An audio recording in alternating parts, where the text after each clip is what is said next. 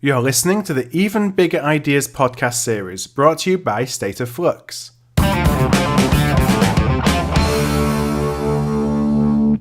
Hi there, I'm Philip Ideson, the host of the Procurious Even Bigger Ideas podcast, a 5-part podcast series available exclusively to Big Ideas digital delegates. Sponsored by State of Flux, this episode features a keynote speaker from last year's Big Ideas Summit that gave a presentation that is even more relevant today than it was 12 months ago. And so it was with that in mind that I sat down with Nick Gowing. And Nick is a visiting professor at King's College and former BBC broadcaster with over 35 years of analytical experience in diplomacy, defence and international security. And last year, Nick explained that executive leaders are experiencing the very human sensations of feeling overwhelmed, under pressure, and unable to think about unthinkables.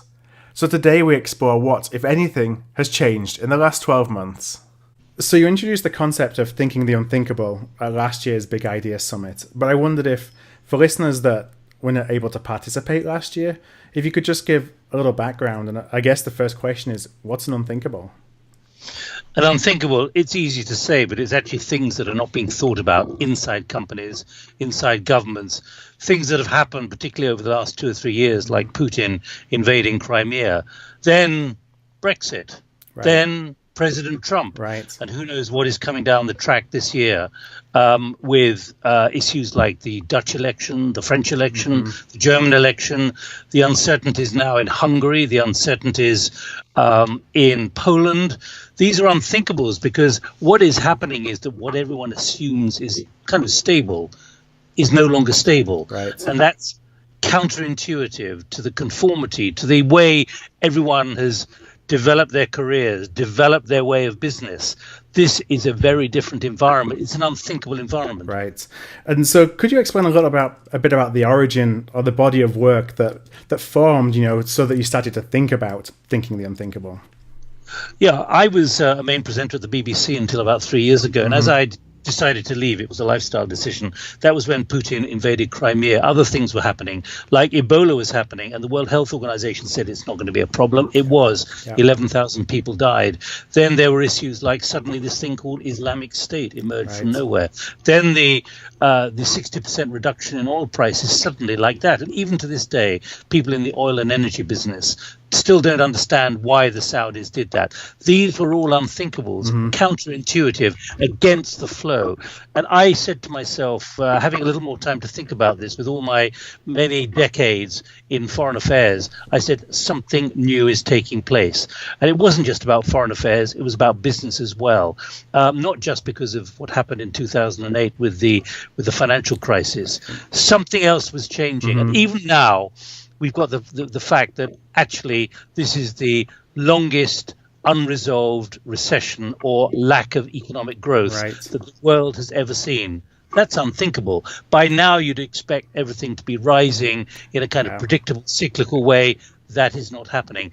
So what we wanted to examine, and what started over a flat white coffee is now becoming something much bigger, is how those at the top, people hopefully watching this, how they adapted the human capacity to handle all the unknowns, the unthinkables, and more importantly, the unpalatables, the information which is out there, which maybe you don't want to take any notice of. And so it's the human capacity to understand this. And the one conclusion that we came to, which was above all, is the following. The conformity, which gets you promotion and gets you to the top, many ways disqualifies you from understanding the enormity of the changes that are taking place. Now, that's what I briefed the meeting about last year, based on 2 years of work, talking to chief executives, chairmen, senior people in government at the very, very highest level. And they were vulnerable. And frankly, privately, they were scared about what was happening. They didn't want to lose their jobs. And what's happened in the last year is this, what we've identified, has exploded into something much bigger. That sense of, is it really going to be like this indefinitely, and how you handle it? Yeah, I feel that in the past, events have happened on more of a linear scale. So you have one event, as a company, you deal with it. Another event comes along, you kind of deal with that, and that's how you carry on going. Now we just have unthinkables happening left, right, and center. And it's all kind of attacking us at the same time. Is that a new normal? It is a new normal, and that's what I started off looking at. I asked the question, is this a new normal? And all our evidence, and 3,500 pages of transcripts now, comes from the people at the top themselves. We didn't say to them, do you agree that? They volunteered that they were how worried they were.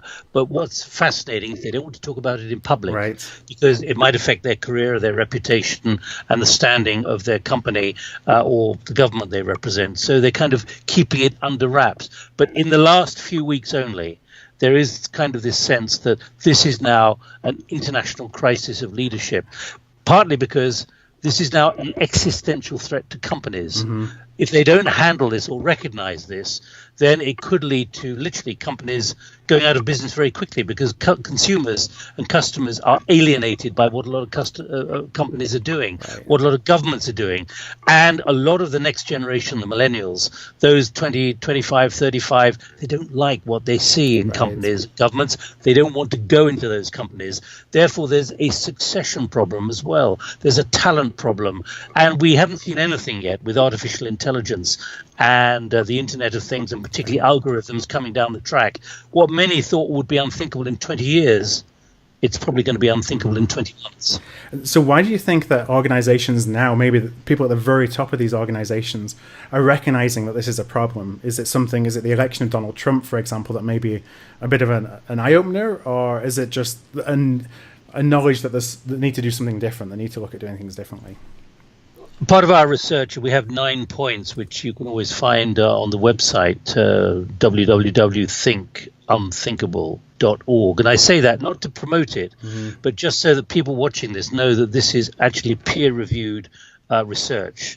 It's been through a very rigorous testing process. And we've got 9 conclusions, one of which is denial, and the other one is willful dissonance. And this kind of sense that, well, this is only a blip. It isn't going to be like this indefinitely.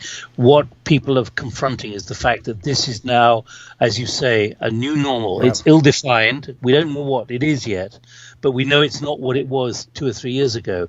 And for those who've made it to the top or are making it to the top in C-suites, procurement officers, chief risk officers, that's really worrying, because they are constrained by the way their bosses and those in the C-suite are thinking, when the reality is they've got to use every kind of idea that's out there, coming from inside the company, outside the company, to actually understand, appreciate, and then mitigate and try to find workarounds, but also to confront head-on the enormity of change. Right. Is courage a part of that? So it's not even so much as knowing about it, but it's actually having the courage to stand up and do something about it. Yeah, you've identified, and what we've been, since we published this a year ago, which was what I did for that summit last year for the people in Soho. We've moved on considerably since then, because what we've been doing is looking for solutions. Easier to say, well, if there's a problem, there must be a solution. Right. And we've been talking to people inside companies, many of whom don't want to address it, about whether they've got solutions. They've got ways forward, which they're looking at. And one of them is exactly what you've just said. It's about, these are 2 critical words, courage and humility. Right. It's the courage to recognize that it ain't the same anymore, and you've just got to live with that. And you've got to work with that. And you've got to find new ways of embracing it, rather than saying, oh, I don't want to know about it, leave it to other people. Right. Humility as well, because one of the things which is really important is to not assume that you know everything.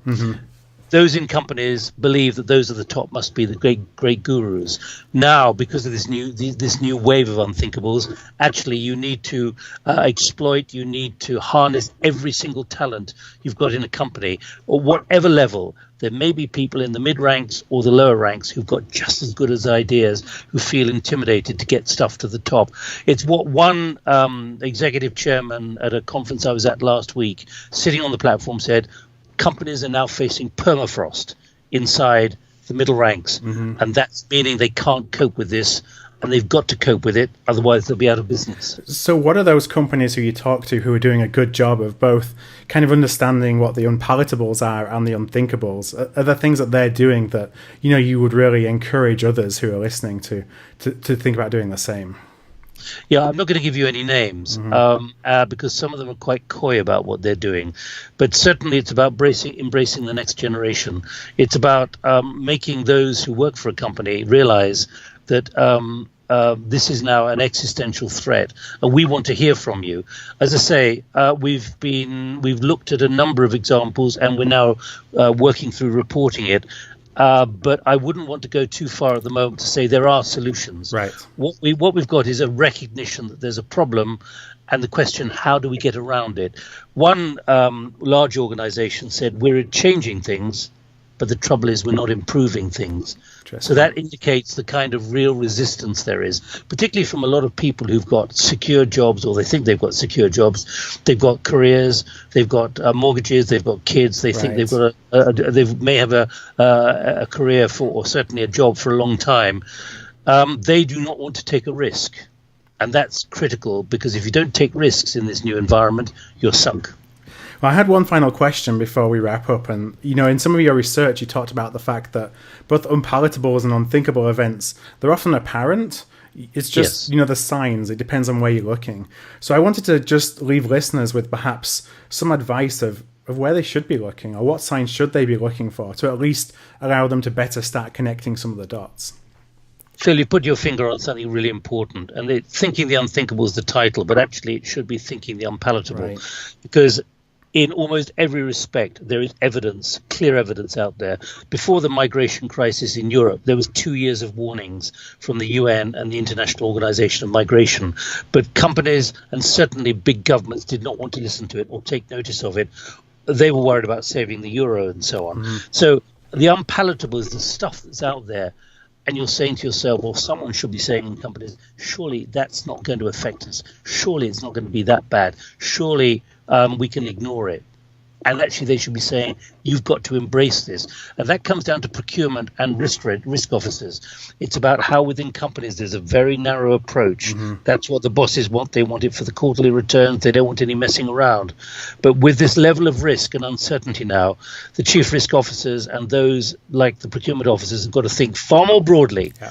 Because actually there's probably an outlier somewhere, which is an unpalatable small incident or issue apparently, but actually it's going to turn into something much bigger. And too much of what we've seen is, no, we'll rule that out. We don't want to know about that, when actually it should be there at the risk, right at the top of the risk register. And I'm just going to leave you with this. Yes.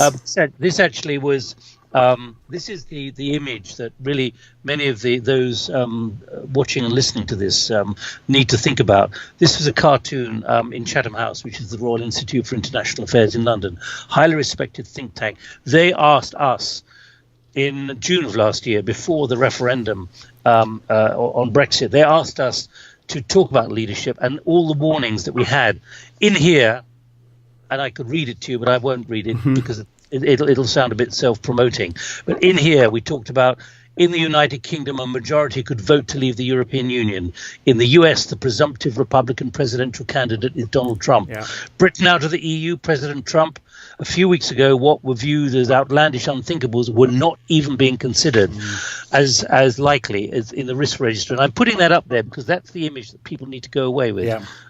Because it's the blindfolds of the people at the top in the dark suits, men and women, all of whom are struggling at this moment.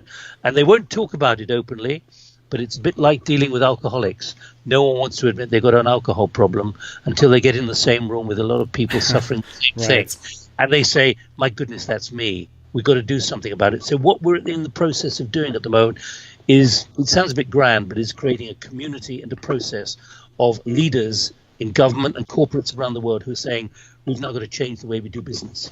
Well, I'd love to just finish on asking where listeners of the podcast can find out more. You mentioned the URL earlier, but let's if there's anywhere else you'd like or recommend that listeners go to, I'd love to put that out there. Well, it is www.thinkunthinkable.org. There you'll find not a lot. It's not intimidating, but there you'll find our main document from a year ago, and also the second thing, which I just showed you with the cartoon of the blindfolded leaders.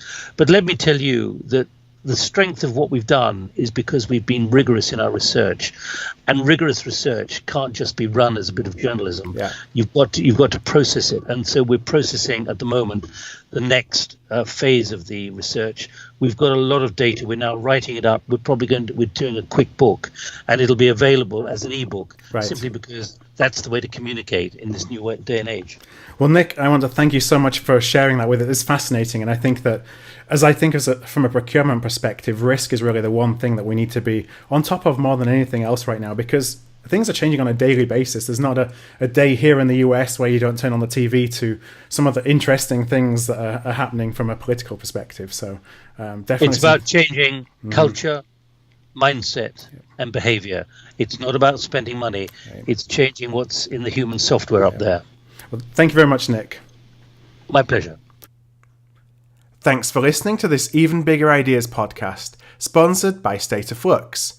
If you have any questions, simply tweet at Procurious _ using the hashtag BigIdeas2017, or share your questions and comments in the Big Ideas Digital Delegates group.